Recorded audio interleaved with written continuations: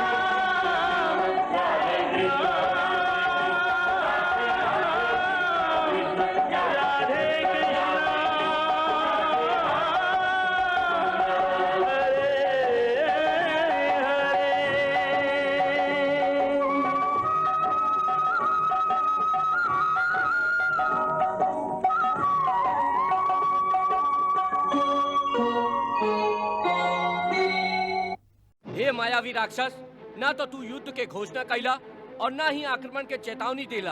अरे ये तो सरासर कायरता है, कायरता। और कायर कब युद्ध न जीतेलन।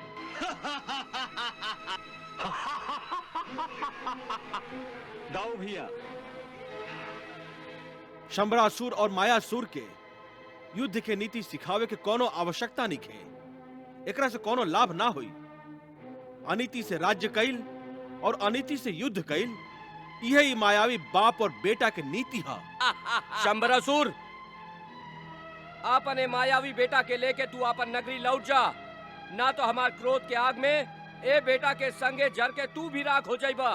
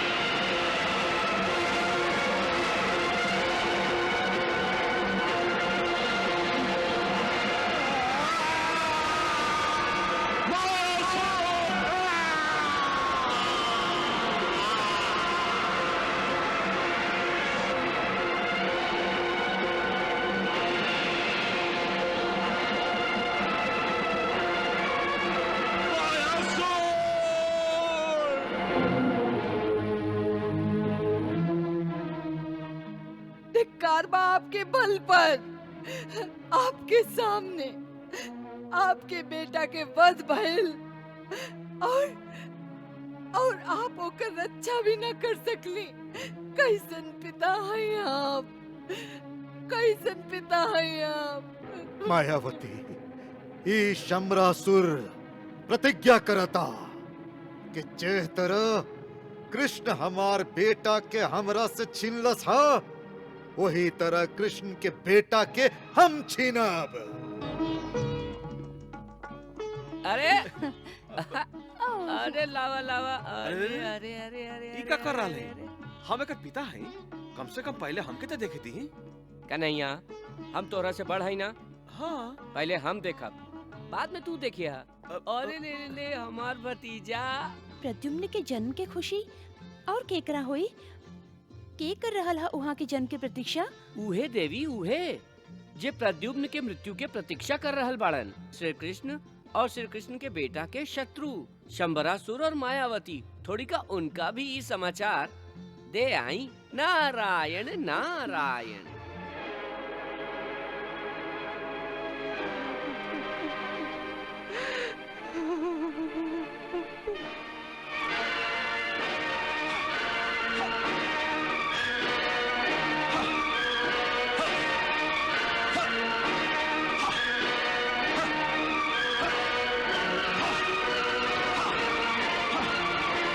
नारायण नारायण नारायण नारायण।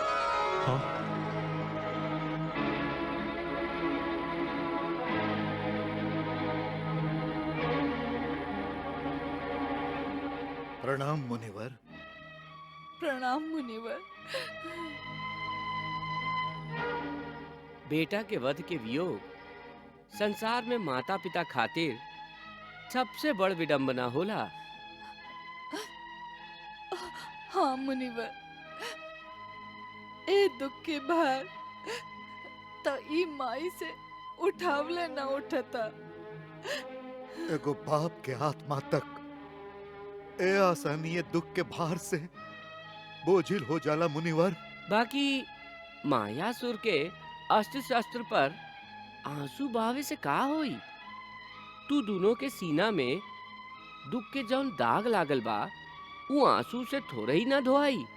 ना मुनिवर ना, हमार बेटा के वियोग में लागल ई दाग ना तो हम मिटावल चाहत हई और ना ही धोवल चाहत हई। देवर्षि, अब छोड़ी हमार दुख और सुख के कहानी। आप तो त्रिलोक में संचार करिले, कौनो खास समाचार ही हुई जौन आप हमके सुनावे आयल हई। नारायण नारायण। हम तो ई विडंबना देखे खातिर आयल हई कि आपके ई राजमहल में शोक सभागृह बन गईल बा और ओहर श्री कृष्ण के राजमहल में आनंद उत्सव मनावल जा रहल बा। आनंद उत्सव मनावल जा रहल बा। बाकी कौना खुशी में मुनिवर? का कृष्ण कौनो युद्ध में विजय पौले बाड़न? ना दैत्यराज ना। नारायण नारायण।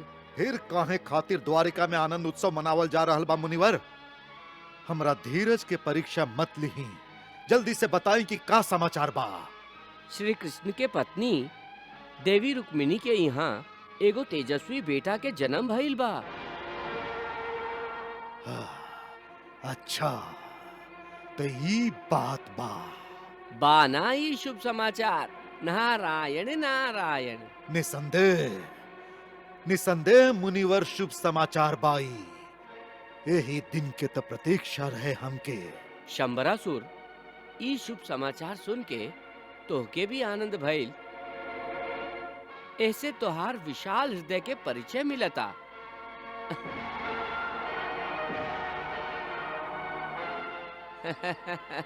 अच्छा, अब हम चलत हई।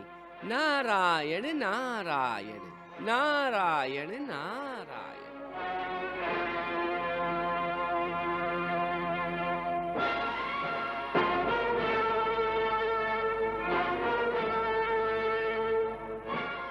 यही दिन की प्रतीक्षा में तो हमार तलवार के जंग लाग गई रहे।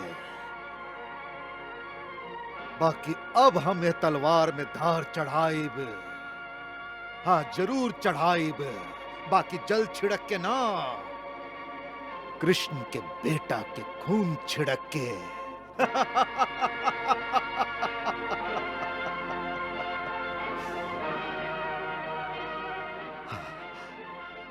आज रात में ही कृष्ण के बेटा के वध करब। ये बाल वध आज रात के ही हो जाए के चाहिए।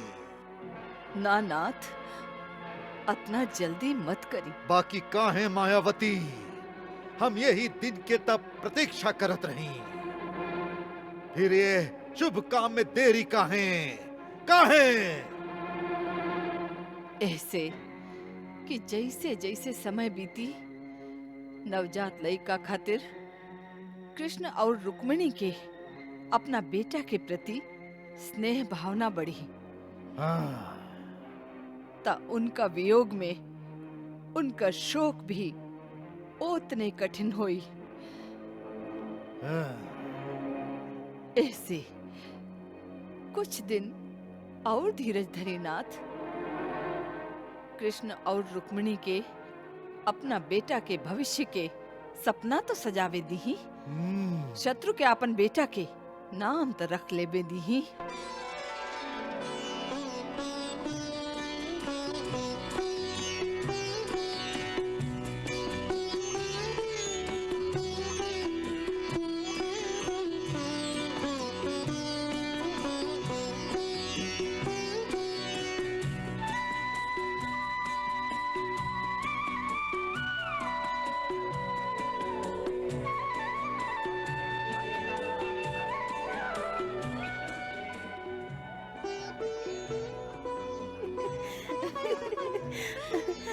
अरे वाह, देखा त सत्यभामा का करत हो? काहे परेशान करत हो एके? अरे वाह दीदी, नामकरण केकर बा? हमरा बेटा के। और ई अब ही सुतल बा, ई का ठीक बा? हाँ दीदी, सत्यभामा ठीक है तो कहत है। काहे सुभद्रा? एकदम ठीक। हमार भतीजा के भी तो पता चले के चाहिए कि ओकर नामकरण होखे वाला बा। सुभद्रा। नारायण नारायण।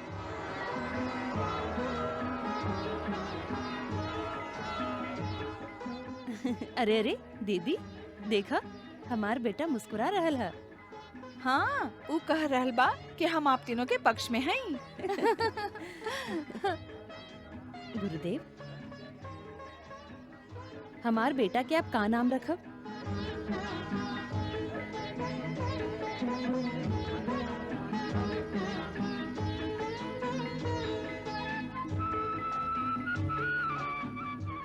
अरे सत्यभामा, तो अभी से इतना उतावला काहे होत हऊ?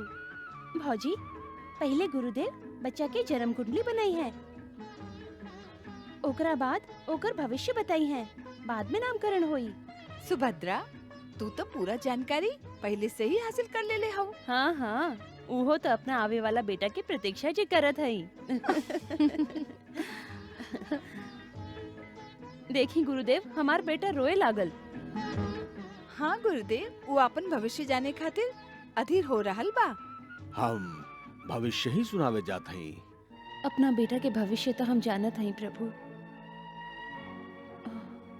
अब तक कुछ ही दिन के साथ बा हमार और हमार बेटा के, हम दोनों के भविष्य में वियोग लिखल बा। ई वियोग विश्व के कल्याण खातिर होई देवी। हाँ, बाकी ओकरा खातिर एगो बेटा के एगो माई के गोदी से छीन लिहल का जरूरी बा प्रभु? यह तो विधि के विधान है देवी। कन्हैया, तुहार ध्यान कहवा बा? गुरुदेव हमार भतीजा के भविष्य बतावे जा रहा हई। श्री कृष्ण और देवी रुक्मिणी के बेटा महावीर होई, परम प्रतापी होई, असुरन के काल होई, ये पुत्र धर्म के रक्षा करी, सूर्य देवता जैसन तेजस्वी होई, यादव कुल के नाम रोशन करी। प्रभु, सच्चाई तो गुरुदेव बतावत ना हई, का एकरा पीछे आप ही के प्रेरणा बा? गुरुदेव, हमार बेटा तेजस्वी होई, ई सुन के परम संतोष भइल। बाकी हमार बेटा के नाम का होई? आपके ही बेटा दूसरा के मन के मोह ली, एक जे भी देखी ओकर मन प्रफुल्लित हो उठी। यही से कर हम नाम रखत हैं प्रद्युम्न। प्रद्युम्न, प्रद्युम्न, प्रद्युम्न। प्रद्युम्न। प्रद्युम्न? वाह कन्हैया, प्रद्युम्न बहुत अच्छा नाम बा। प्रद्युम्न,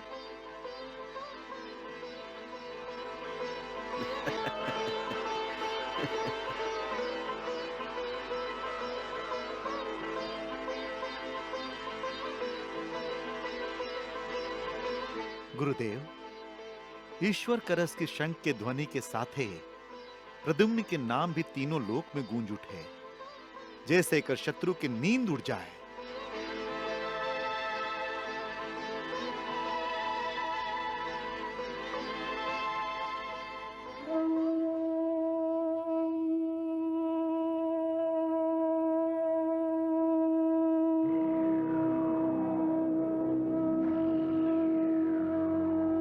हाँ?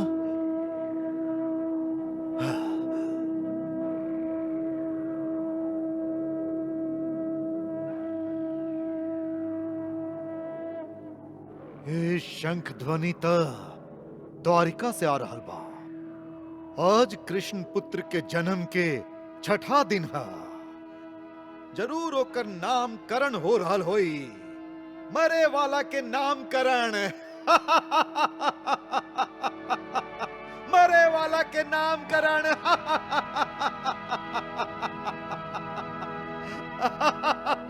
उठा मायावती, उठा।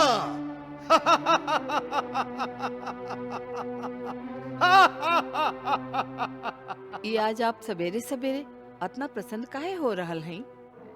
मायासुर के वध के बाद तो आप मुस्कुराइल भी भुला गई रही, लेकिन अभी आप ठहाका लगावत हैं। हमार कान जौन शंख ध्वनि सुनलस, यदि आप भी सुन सकती तो आपके मन भी खुशी से नाच उठित। आप भी हमरे जैसन ठहाका लगावती।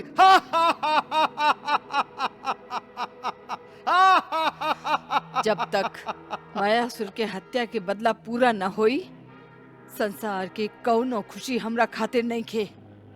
हम तो ओह दिन खुशी से नाचब जौना दिन कृष्ण और रुक्मिणी अपन बेटा के वियोग में जल बिन मछली के तरह तड़पी हैं।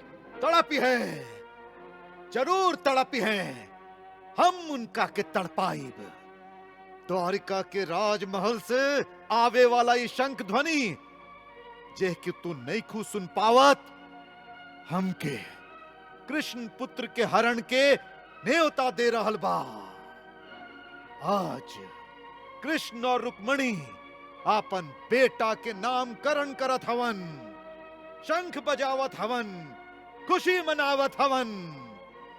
बाकी काल छाती पीटी है जब हम उनकर करेजा के टुकड़ा के उनकरा से छीन लेब। करेजा के टुकड़ा तका हमार बस चले तो उनका करेजा ही चबा जाई। हमरा लाडला के खून से ऊ हाथ धोले बाड़न। हमरा बेटा के खून के रणभूमि के माटी में मिलवलस। काश हम उनका महल में जाके जन्मोत्सव के मरणोत्सव में बदल सकती, खुशी से भरल सभा के शोक सभा में बदल सकती। काश अतना मायावी शक्ति हमरा लगे रही। मायावी शक्ति तो आपके पास बा मायावती। भुला गईली मायावी राक्षस के जे हमार दास है। वो जौन चाहे रूप धर सकत बा। यदि छुपल चाहे तो अन्हारा में अन्हारा और उजाला में उजाला बन सकेला। इच्छाधारी राक्षस हूँ। तो ओ मायावी राक्षस के जल्दी से प्रकट करी नाथ।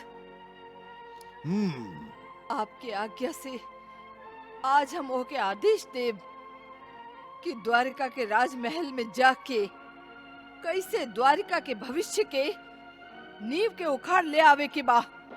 हे मायावी राक्षस, जल्दी प्रकट होखा, प्रकट होखा, प्रकट होखा, प्रकट होखा, प्रकट होखा।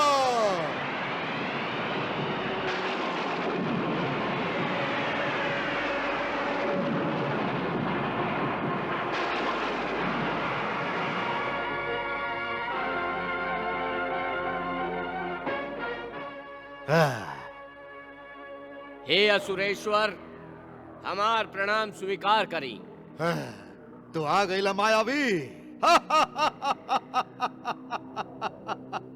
हाँ सुरेश्वर, आप हमके काहे स्मरण कैली? का पाताल में भूचाल लावे के बा कि फिर पृथ्वी लोक के पाताल पर दे मारे के बा कि फिर इंद्र लोक के सिंहासन से इंद्र के अपना मुट्ठी में दबोचे के बा? ना मायावी ना, तो के ये सब नहीं खे करे के, ये तो बहुत बड़ काम है। तो के तो एगो छोट सा काम करे के बा। छोट सा काम? ए बार तो के खाली एगो नवजात शिशु के हरण करे के बा। खाली एगो नवजात शिशु के हरण? हाँ। आप खाली एगो असहाय बालक के उठा के लावे के बात करत हई? ई काम ता आपके एगो साधारण दास भी बड़ी आसानी से कर सकेला ना। एह तुच्छ काम खातिर मायावी के मायावी शक्ति के कोनो आवश्यकता नहीं खे ना। यदि हम ई काम करब त हमार अपार मायावी शक्ति के अपमान होई असुरेश्वर। अपमान ना होई मायावी, बल्कि हमरा नजर में तोहार मान बढ़ी। काहे कि तू जे बालक के उठा के लईबा ऊ कौनो साधारण बालक ना ह, द्वारकाधीश श्री कृष्ण के बेटा हा। कृष्ण हमरा बेटा के छीन ले बाड़न, हम उनकर बेटा छीनल चाहत हई। तू यह काम के तुच्छ मत समझा मायावी, ऐसे कि खुद कृष्ण भी मायावी शक्ति में निपुण हवन, तथा उनका राजमहल कौनो किला से कम नहीं खे। हाँ, तू रूप बदल के वहां जा सकेला और वहां से वापस आ सकेला, लेकिन कृष्ण पुत्र के वहां से लेके निकल आइल बहुत कठिन बा। हाँ, ऐसे तू सावधानी से काम लिहा। हाँ। यदि ऐसन बात बा तो आप सभे चिंता मत करी। देखी हम कैसे कृष्ण के आंख में धूल झोंकत हई और रुक्मिणी की आंख से काजल चुरा के ले आवत हई। प्रणाम। यशस्वी होखा मायावी। जा मायावी जा।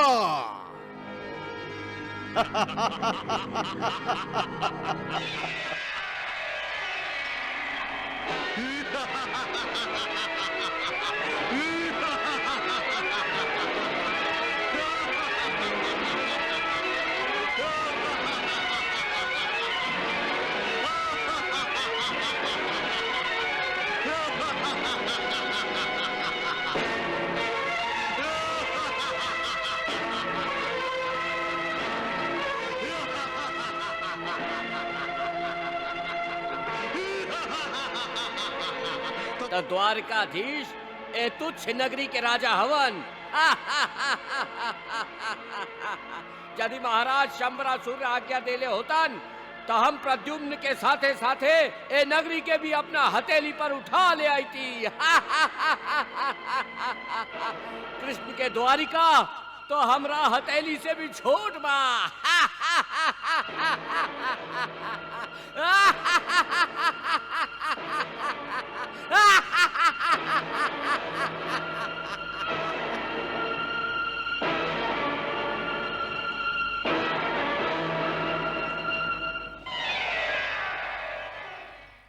कृष्णा